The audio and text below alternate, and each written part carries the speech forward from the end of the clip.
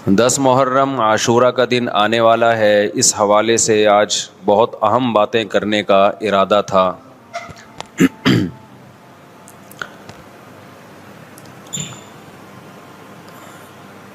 جی ہاں دوستو، یہ ویڈیو بہت امپورٹنٹ ویڈیو ہے۔ جی ہاں دوستو، یہ ویڈیو کو دیکھنا بہت ضروری ہے، کیونکہ ہم لوگ محرم کا جب مہینہ آتا ہے تو ہم لوگ کو کیا کرنا چاہیے ہم لوگ کو خود نہیں معلوم ہوتا ہے، اور ہم لوگ اپنے نبی کے نواسے کے نام پر ہم لوگ کیا کیا غلط کام کرتے ہیں، جس کے لیے ہمارے حسین نے کربلا میں ایک جنگ کیا تھا یزید کے خلاف۔ جی ہاں دوستو، اور یزید سے ہاتھ نہیں ملایا تھا، اور وہ آج ہم سب وہی کام کرتے ہیں اور کہتے ہیں جو ہم حسین سے محبت کرتے ہیں۔ جی ہاں دوستو، تو ہم اس ویڈیو میں جاننے والے ہیں مفتی طارق مسعود صاحب سے، جو محرم کے جب مہینہ آئے تو کیا کرنا چاہیے، اپنی محبت کا اظہار کس طریقے سے ہونا چاہیے جو ہم حسین سے محبت کرتے ہیں، بلکہ نہیں ڈھول اور تاشے بجانے کے بعد ہم کو یہ چیز، یہ محبت کا ثابوت نہیں ہے، مطلب جو ہم ڈھول اور تاشے بجا رہے تو ہم حسین سے ہم زیادہ محبت کرنے والے۔ جی ہاں دوستو، ہم اس ویڈیو میں مفتی طارق مسعود سے یہی جانیں گے جو انسان جس سے محبت کرتا ہے اس کے لیے کیا کرنا چاہیے اور کیا نہیں کرنا چاہیے۔ جی ہاں دوستو، چینل پہ نہیں ہے تو پلیز سبسکرائب کر لیجئے گا، بیل آئیکن بٹن کو بھی ضرور دبا لیجئے گا، تاکہ جب بھی میں اچھی ویڈیو ڈالوں تو آپ کے پاس سب سے پہلے پہنچے۔ جی ہاں دوستو، تو آئیے ہم دیکھتے ہیں ہمارے حسین نے یزید سے کیوں نہیں ہاتھ ملایا، ہمارے حسین نے یزید سے کیوں جنگ کیے، سارا چیز اس ویڈیو میں ہم ایکسپلین کرنے والا ہے۔ جی ہاں دوستو، تو آئیے ہم پہلے یہ ویڈیو دیکھ لیتے ہیں۔ چینل پہ نہیں تو پلیز ریکویسٹ کر رہا ہوں اپنے بھائی رضوان کو سپورٹ کیجیے اور سبسکرائب کیجیے اور آگے بڑھائیے، تاکہ میں اس سے بھی اچھی ویڈیو آپ کے لیے لاتا رہوں۔ جو اس ظلم کو ظلم نہیں مانتا وہ بھی اپنے آپ کو جہنم میں جانے کے لیے تیار کر رہا ہے۔ پھر کربلا میں ایک بڑا ظلم یہ ہوا کہ صرف سیدنا حسین ابن علی کو شہید نہیں کیا گیا، آپ کے ساتھ جتنے مرد تھے سب کو شہید کر دیا گیا۔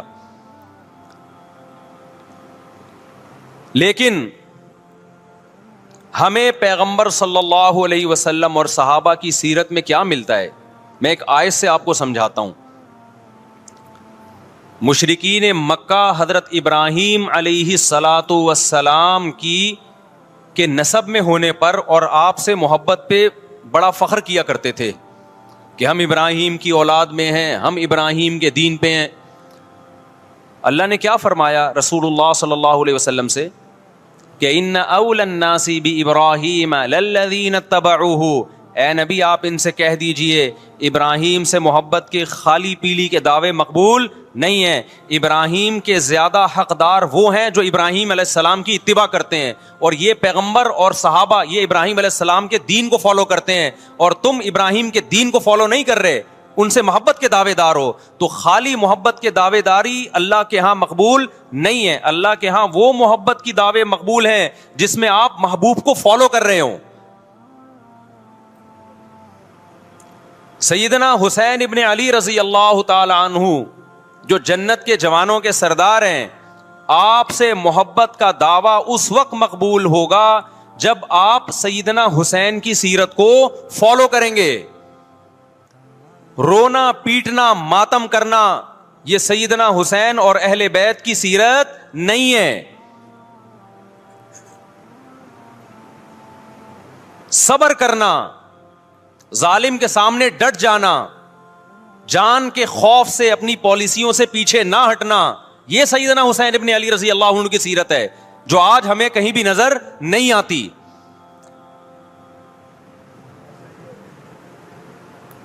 تو ہم نے بھائی دیکھنا ہے صحابہ کا طرز عمل کیا تھا۔ آپ بتاؤ صحابہ کو سیدنا حسین سے محبت تھی یا نہیں تھی؟ کیا غم کا پہاڑ ٹوٹا ہوگا جب اطلاع ملی ہوگی کہ سیدنا حسین ابن علی اور آپ کے اصحاب اور اہل بیت کو سب کو کربلا میں شہید کر دیا گیا ہے، کیا قیامت گزری ہوگی۔ کوفہ سے ایک شخص آیا نا عبداللہ بن عمر سے پوچھنے لگا جو مارنے پر دم کا مسئلہ، انہوں نے فرمایا تم نے پیغمبر کے نواسے کو قتل کر دیا اور مسئلہ یہ پوچھ رہے ہو کہ جو مارنے پر دم آئے گا کہ نہیں آئے گا۔ ایک طرف تم نے پیغمبر کے نواسے کو قتل کر دیا کربلا میں، اور اب ہم سے آ کے مسئلہ پوچھتے ہو جو مارنا جائز ہے یا نہیں ہے۔ صحابہ کے ہاں یہ غم کم غم نہیں تھا، دیکھو حضرت معاویہ رضی اللہ تعالی عنہ کے ہاتھ پہ بھی حضرت حسین نے بیعت نہیں کی, لیکن بغاوت بھی نہیں کی. کیوں؟ بغاوت سے فتنے کا اندیشہ تھا. حضرت حسن جو حضرت حسین کے بڑے بھائی تھے, انہوں نے سیدنا معاویہ رضی اللہ تعالی عنہ کے ہاتھ پہ بیعت کی اور اس اختلاف کو ہمیشہ کے لیے اپنی کوشش کے مطابق ہمیشہ کے لیے ختم کر دیا. ختم ہوا نہیں ہوا ایک الگ بحث ہے, لیکن حضرت حسن کا مقصد کیا تھا کہ مسلمانوں کی دو جماعتوں کو میں آپس میں لڑتا ہوا نہیں دیکھ سکتا. لوگوں نے کہا آپ خلافت کے حقدار ہیں, آپ نے فرمایا میں دستبردار ہوتا ہوں سیدنا معاویہ کے حق میں. حضرت حسن بیعت ہو گئے حضرت معاویہ سے, اور یہ اختلاف کو کیا کر دیا؟ ختم. حضرت حسین بیعت نہیں ہوئے, لیکن حضرت حسین نے بغاوت بھی نہیں کی. ہر ایک کی اپنی رائے تھی, حضرت حسن کی اپنی رائے تھی. ان کا خیال تھا کہ بیعت ہونا مسلمانوں کے لیے زیادہ مفید ہے, ایک پاورفل حکومت ہوگی, ایک طاقتور ریاست ہوگی, ورنہ لڑتے رہیں گے آپس میں. حضرت حسین کا موقف یہ تھا کہ میں بغاوت تو نہیں کروں گا لیکن بیعت بھی نہیں ہوں گا, کیونکہ اگر بیعت ہو گیا تو اس سے جو خلفائے راشدین کے دور میں جو خلیفہ کی سلیکشن کا طریقہ تھا وہ طریقہ ختم ہو جائے گا. تو میں اگر اس طریقے کو نہیں لا سکتا تو اس کے خلاف کو پروموٹ بھی نہ کروں میں. یہ بھی ایک رائے تھی. میں سمجھا پا رہا ہوں اپنی بات؟ بھائی رائے کا اختلاف ہوتا ہے نا. نبی صلی اللہ علیہ وسلم نے فرمایا اذا اجتہد المجتہد فإن اصاب فلہ اجران وإن اخطأ فلہ اجر واحد.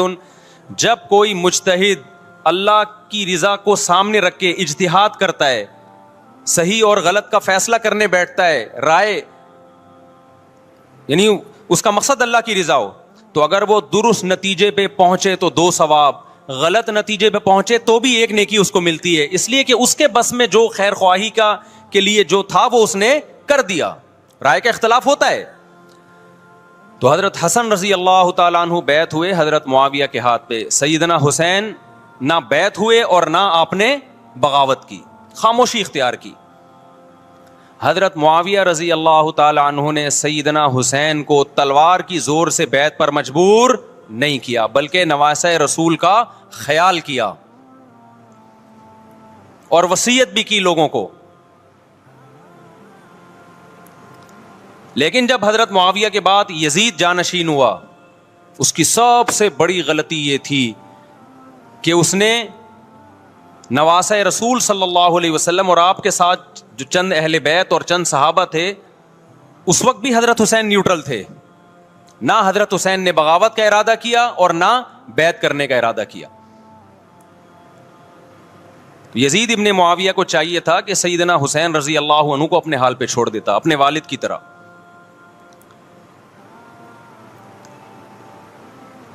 حضرت حسین رضی اللہ تعالیٰ عنہ کو جب کوفہ سے خطوط آئے, یہ میں وضاحت اس لیے کر رہا ہوں کہ حضرت حسین بغاوت کے لیے نہیں نکلے تھے, اس مسلمان حاکم کے خلاف بغاوت کے لیے نہیں نکلے تھے, کیونکہ رسول اللہ صلی اللہ علیہ وسلم کی بہت ساری صحیح حدیث ہے اس بارے میں کہ جو باغی ہے, جو ریاست کے خلاف بغاوت کرتا ہے, اس کو نبی صلی اللہ علیہ وسلم نے اس عمل کو پسند نہیں کیا. تو حضرت حسین رضی اللہ تعالیٰ عنہ کو کوفہ سے خطوط آئے کہ یہاں سارے کے سارے لوگ آپ کے ہاتھ پہ بیعت کرنے کے لیے تیار ہیں. ظاہر ہے جب کسی علاقے کے لوگ دارالخلافہ ہو اور سب بیعت ہونے کے لیے تیار ہوں تو پھر آپ کا جانا یہ بغاوت کا عمل نہیں کہلاتا. حضرت حسین رضی اللہ تعالیٰ عنہ اہل بیت کے ساتھ نکلے. کربلا میں جب پہنچے, مشہور واقعہ آپ 20 دفعہ سن چکے ہیں, وہاں جا کے آپ کو اطلاع ہوئی کہ وہ خبر غلط تھی اور عبید اللہ بن زیاد نے ایک پورا لشکر بھیجا سیدنا حسین رضی اللہ تعالیٰ عنہ کو مجبور کرنے کے لیے کہ میرے ہاتھ پہ آپ زبردستی بیعت ہو جائیں. حضرت حسین رضی اللہ تعالیٰ عنہ نے مطالبے رکھے کہ یا تو مجھے واپس جانے دیا جائے, اور اگر بیعت کرنا ہی ہے تو میں دمشق میں امیر کے ہاتھ پہ جا کے بیعت کروں گا. بہت معقول مطالبے تھے یہ. میرا مقصد ابھی کربلا کا واقعہ بیان کرنا نہیں ہے, اس پہ بہت کچھ کہا جا چکا ہے, خود میرا بھی بیان اس پہ تفصیل سے ہو چکا ہے. اس کے بعد بھی سیدنا حسین رضی اللہ تعالیٰ عنہ کو مجبور کرنا کہ عبید اللہ بن زیاد جو بدبخت انسان جو قاتل تھا اہل بیت کا, اسی کے ہاتھ پہ لازمی بیعت ہوں, جبکہ وہ امیر بھی نہیں ہے, وہ گورنر ہے ایک علاقے کا. تو نواسہ رسول کا خیال نہ کرنا یہ بدترین ظلم تھا جو اس وقت حکومت سے ہوا ہے. حضرت حسین رضی اللہ تعالیٰ عنہ, دیکھو نبی صلی اللہ, آج ہم دیکھتے ہیں کہ جو بڑا آدمی ہوتا ہے نا, اس کی قربانیاں ہوتی ہیں, اس کی بڑی بڑی قربانیاں ہوتی ہیں. چھوٹے اپنے بڑوں کی قربانیوں کو کیش کراتے ہیں. آپ نے دیکھا ہوگا فلاں نے بڑی قربانیاں دی اور بچے موج کر رہے ہیں, دیکھا نا آپ نے. لیکن اللہ تعالیٰ نے رسول اللہ صلی اللہ علیہ وسلم کے نسب کو اس سے محفوظ کیا. ہمارے نبی کے 2 بیٹے حسن حسین, آپ کی نسل حضرت فاطمہ سے چلی ہے, دونوں شہید ہوئے ہیں. اس میں بہت بڑی حکمت تھی کہ پیغمبر صلی اللہ علیہ وسلم نے سب سے پہلے تربیت اپنے گھر والوں کی ہے. آج لوگ باہر فنٹر بنے ہوئے ہوتے ہیں, تبلیغیں کر رہے ہوتے ہیں, اپنے گھر کی ان کو پرواہ نہیں ہوتی. نبی صلی اللہ علیہ وسلم نے سب سے پہلے جو تربیت کی ہے, کس کی ہے؟ حضرت حسن اور حسین کی ہے. تو جب کربلا میں آپ کو چاروں طرف سے گھیر لیا گیا اور آپ کو مجبور کیا گیا کہ آپ نے ابن زیاد کے ہاتھ پہ بیعت کرنا ہے, تو آپ نے اس ذلت کو گلے لگانے سے انکار کر دیا. آپ کو 100% یقین تھا کہ اتنے بڑے لشکر کے سامنے میں ٹھہر نہیں سکتا, اسباب کی دنیا میں فتح کی امید نہیں ہے. لیکن حضرت حسین رضی اللہ تعالی عنہ نے لڑنے کا فیصلہ کر کے اور شہادت کو قبول کرنے کا فیصلہ کر کے ابن زیاد اور اس زمانے کے حکمران جو اس قتل پہ راضی تھے, قیامت تک کے لیے ان پہ لعنت کے سلسلے کا دروازہ کھول دیا.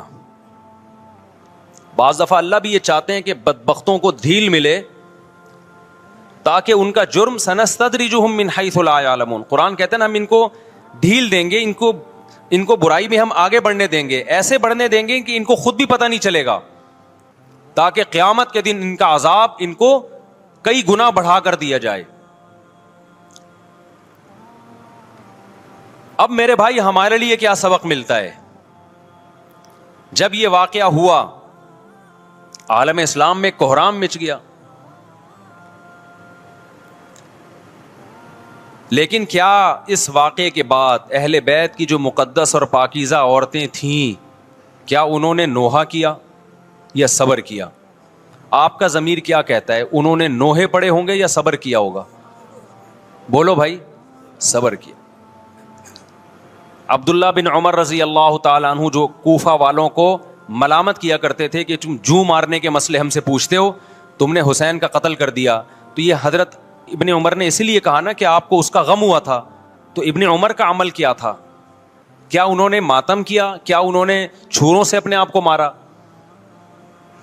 حضرت حسین کا قتل بھی ظالمانہ, اور اس سے پہلے سیدنا عثمان کا قتل بھی ظالمانہ. اگر نوحہ یا ماتم جائز ہے تو حضرت عثمان کی شہادت کے دن بھی جائز ہے, حضرت حسین کی شہادت کے دن بھی جائز ہے. اور اگر ناجائز ہے تو جیسے عثمان کی شہادت کے دن ناجائز, حسین کی شہادت کے دن بھی ناجائز ہے. سمجھ میں آ رہی ہے بات کہ نہیں آ رہی ہے؟